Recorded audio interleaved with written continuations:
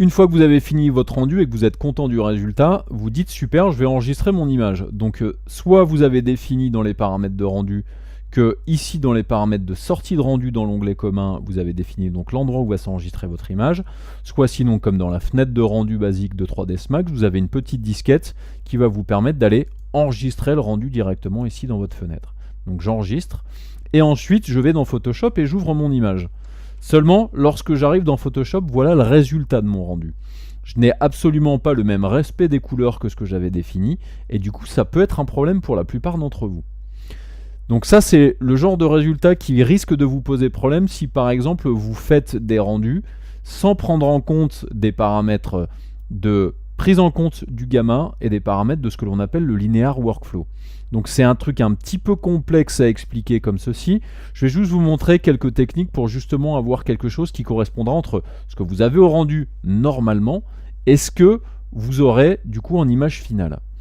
Donc ce qui peut être intéressant, c'est déjà dans un premier temps d'aller dans les paramètres de rendu ici et avant de commencer à faire des rendus avec V-Ray, vérifier la configuration gamma et LUT. Et ici, dans 3ds Max, normalement, il faut demander justement qu'il y ait cette prise en compte du gamma et du LUT, c'est-à-dire cette valeur de gamma de 2,2.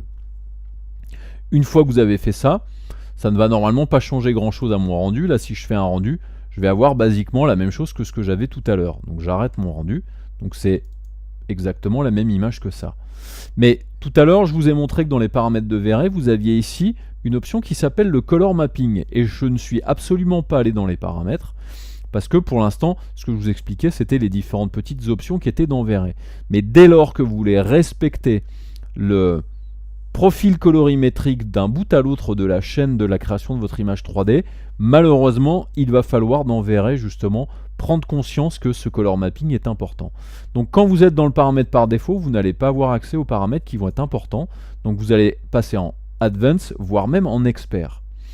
Et là, dans cette fenêtre-là, il faut que vous preniez en compte que ici, le linear workflow doit être pris en compte justement dans la compréhension du profil colorimétrique de votre rendu. Et là, du coup, si je refais un rendu, je vais me rendre compte que du coup, je vais avoir quelque chose qui va être beaucoup plus sombre, beaucoup plus contrasté, pas tellement sur l'environnement que j'ai autour ici, mais surtout dans le respect des couleurs de chacun des matériaux que j'ai appliqués.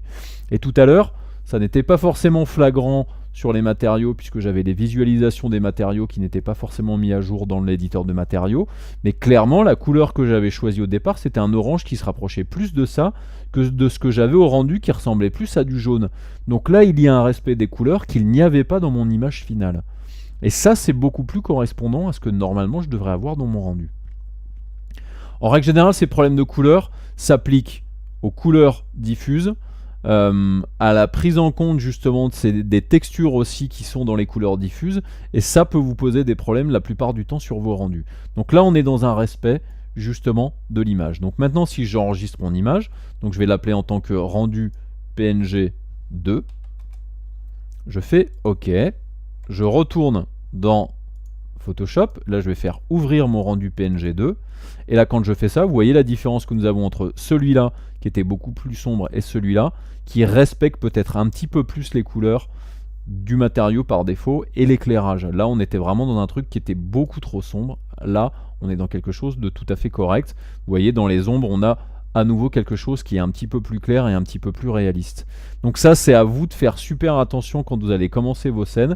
Donc je ne vous l'ai pas expliqué au début parce que ça me paraissait pas complètement nécessaire justement à l'explication du début d'utilisation de V-Ray, mais au moment où vous arrivez à la création de l'image finale, si forcément vous n'avez pas respecté le linear workflow et donc le gamma à 2,2 et la prise en compte donc des couleurs réelles de vos matériaux, vous risquez d'être au devant de ces problèmes justement entre ce que vous avez ici et ce que vous avez ici au résultat. Il y a ensuite d'autres petites notions qui peuvent rentrer en compte qui vous permettront en fait d'avoir des rendus un petit peu meilleurs. Mais basiquement déjà si vous faites ça au départ avant de commencer à faire des rendus, vous aurez en règle générale des rendus qui seront beaucoup plus réalistes et vous n'aurez pas de surprise quand vous allez enregistrer votre rendu. Là typiquement, vous voyez si je fais une comparaison entre ce que j'ai là et ce que j'avais tout à l'heure, donc plutôt celui-là d'ailleurs, là on voit clairement qu'on a une grosse différence. Donc on avait par exemple les pneus n'étaient absolument pas d'une couleur de pneu, ils étaient gris, alors que normalement le matériau créé par la personne qui l'a partagé sur le site vrmaterials.de, eh bien ça devait être normalement noir.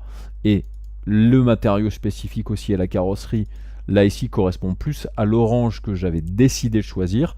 Et les chromes ont aussi du coup des lumières qui sont des couleurs qui sont un peu plus contrastées et du coup fonctionnent un petit peu plus aussi sur notre géométrie. Donc pensez à prendre ça en compte. Dans rendu configuration gamma et LUT, effectivement d'activer cette correction là. Et ensuite dans Color Mapping, que vous soyez dans l'un ou dans les autres, de toute façon ça va être systématiquement la même prise en compte.